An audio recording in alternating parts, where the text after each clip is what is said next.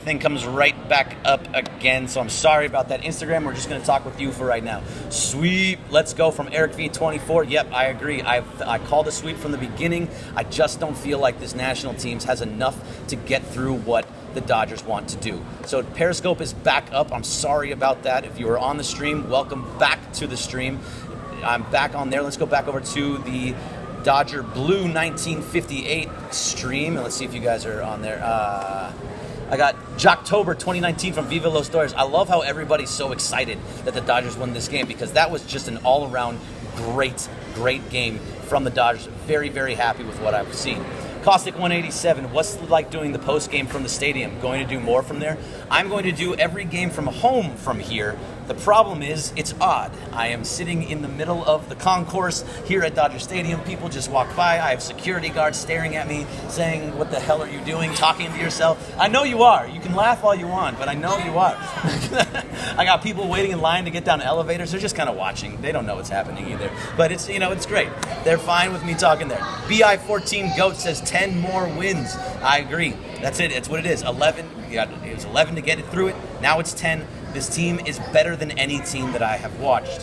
Vince Saiz won. Greg, I have a feeling it's going to be Jocktober and Luxtober as well. It would be great if it does. And most likely, you're going to see Gavin Lux starting against the two righties tomorrow at second base. So we're going to see a lot more Gavin Lux because they're going to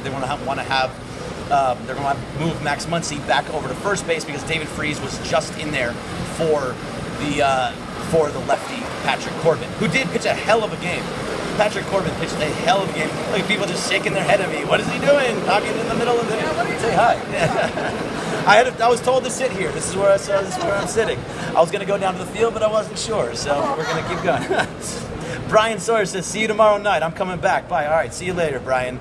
And what is your name? Do you want to talk about the game too? No, you're good. You're like, I don't want to come on the camera. See, security guys don't want to be any part of this. Jacob Caldera, 1977. Total domination, Greg. I love it. It was total domination. Sealer 9. Jock for Taylor tomorrow. The only switch? No, there's going to be a couple switches for you there, Sealer. So most likely what you're going to see is Jock Peterson taking over in right field. A.J. Pollock will stay in left, and Bellinger will stay in center field. Muncy will move from second base over to first base. Gavin Lux will probably play second base.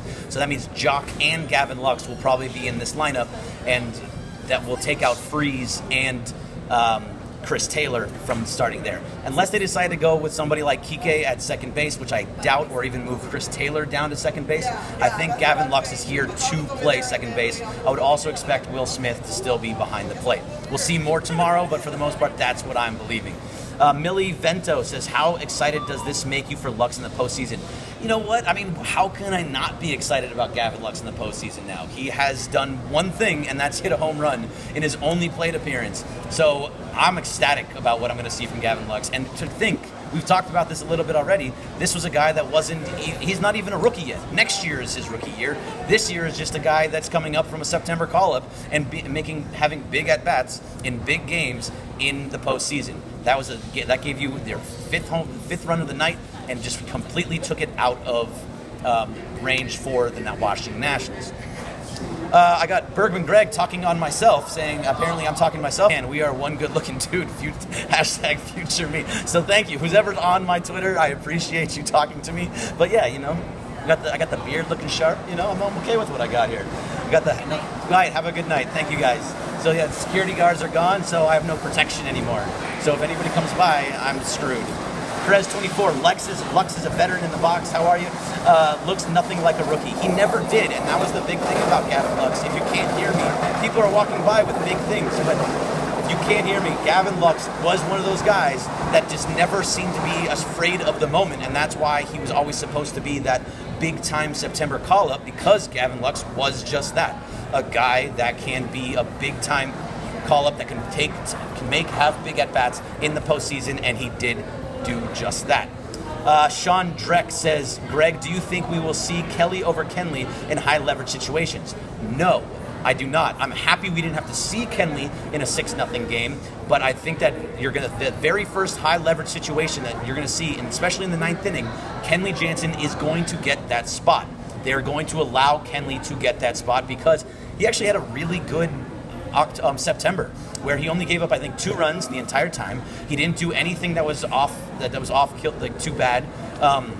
He found 95. His cutter was cutting. He was using multiple pitches, using the 4-seam. He was using the slider. He was keeping guys off balance. Wasn't always the best outing for him, but he still was good enough in those situations. And I think they're going to give him that shot when the time comes. If they were up 1-0 in the top of the 9th inning tonight, you would have seen Kenley Jansen in the top of the 9th inning there. One of the guys that we really haven't talked about that we should is Kenta Maeda.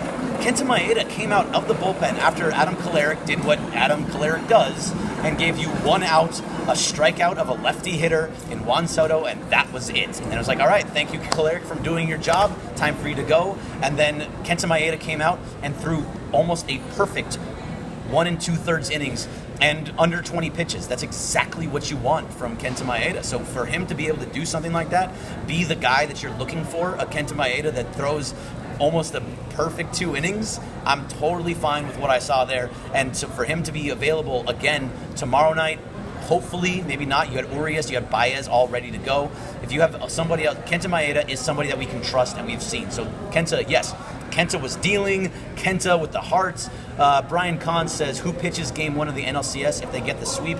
If everything goes as it is, I would assume they go back to the front of the order and go Walker Buehler again, back at home against either the Cardinals or the Braves, which the Cardinals, by the way, almost blew a 7-3 lead, first of all, and won 7-6 over the Atlanta Braves. So now that series is up in the air. That series was in Atlanta, and Atlanta lost game 1. Exactly what you don't want to do. You lose game 1 in a 5-game series, and you're in trouble. That's a series that you're going to have some issues with. And you saw the back end of the bullpen for both teams are terrible. Absolutely terrible. The Atlanta Braves couldn't get anything done. The Carlos Martinez for the St. Louis Cardinals gave up, 3 runs, almost lost that game, 7-6. Crazy game out of them. Lux has a serious demeanor. He does. That's all that matters. Lolita Dina, marry me.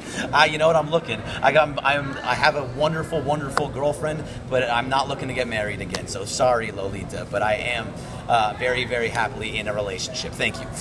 Michelle is amazing. So I got Punk Playing Chris says epic fail on the mythical money bet on the over. LOL. I took the under. So yeah, I should have taken the over, but you know what? It was mythical money, and I have money to play with, so I'm okay, Punk. Brian David Ojeda on the Facebook says, knew a lot of people that said Lux didn't belong on the roster. That he was still too young. He proved that he belongs. That's a big point. Who would you have wanted outside of Gavin Lux on the postseason roster to play second base? There's nobody else that I would have preferred to see. Alex Verdugo is not ready. He says he's going to be ready for the NLCS. I don't even think he's going to be ready for that. And if he is, I don't even feel right putting him out there since he hasn't played in 2 months. I mean, hopefully Matt Beatty gets hot. It's a lefty off the bench. You don't see that very often, so that would be a big deal for him. But there wasn't anybody else to take over that spot. Gavin Lux proved himself enough in September to get that spot. Maeda was dealing. I got Brian says D Mountain. D Mountain is on. He's pitching game 4. If there is a game 4, he is starting game 4, and I trust nobody in a game 4 more than D Mountain, especially for the Dodgers, because he has been so good in big time situations like that. I'm going to try and see if there's any other things going on here on Facebook for the Dodger Blue 1958. And they said, David Ojeda says, knew a lot. Oh, that we were just talking about that one. Let's go back over to the restream. I got Love the Panda says, you can have 3. Oh, wait, you have a question here. All right, I got to go back to what you're asking. Says, don't lie, you can have 3. I'm not sure what the actual question is, Love the Panda, so I'm going to come back to you. Black Sunday 5150, Nats are a wild card team for a reason. Why was everyone scared of them? They should be afraid of us. Now look, let's be clear about something. You can't just because they're a wild card team, that doesn't mean anything. Wild card teams get hot at the right time and go right through the playoffs and win World Series championships a few times. I think the Giants did it a couple times. So it's very possible. I don't take anybody for granted, but I just don't see this team, this Nationals team, just does not seem to be on the same level as the Dodgers. And I think that's a good thing that plays right into the Dodgers' hands. So I won't lie when I Love the Panda, but I'm not sure what the question is. And DeLarge19 says reported. I don't know why you're reporting me. I'm just talking. You know what I mean? Let's see. BMain24, where were you at on the confidence meter? I've been on this series alone. I've been at a 9-10 on the confidence meter for the entire time. I just see sweep out of all of this, and from everything I saw tonight, as long as that carries over in tomorrow, I honestly think that it's going to be a sweep again. I called it before the series. This is not just after tonight. Before the series, I said sweep. I want to see it again. Let's see. Escaleto 15. Scherzer and Strasburg still left. What you think? So here's the thing with those two guys. Scherzer, by the way, has not been good in the postseason. Scherzer has been and even in September, Scherzer's been pretty bad in the postseason. So that's a whole nother thing that's going on with them that I don't think that people are talking about. He was bad. He's going to continue to be bad, and I think the Dodgers play really well into him as well. They have a team that takes long. Sorry, I'm going to just slow down for a second while they go by because I can't hear myself talk, so you obviously can't hear me talk either.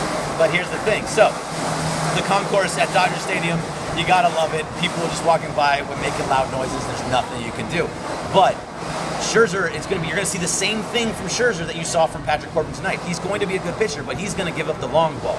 It's easier to hit it out of Washington Nationals Park than it is at Dodger Stadium. And so when you see them, they're going to do the same thing. They're going to be patient. They're going to be calm. They're going to take their time, and the Dodgers are going to get that pitch count for Max Scherzer way, way up. And the same thing with Steven Strasburg. The idea is, when you saw it tonight against Patrick Corbin, get them up into that 30, 35 pitch range, 25 to 35 pitch range for the starting pitcher in the first inning.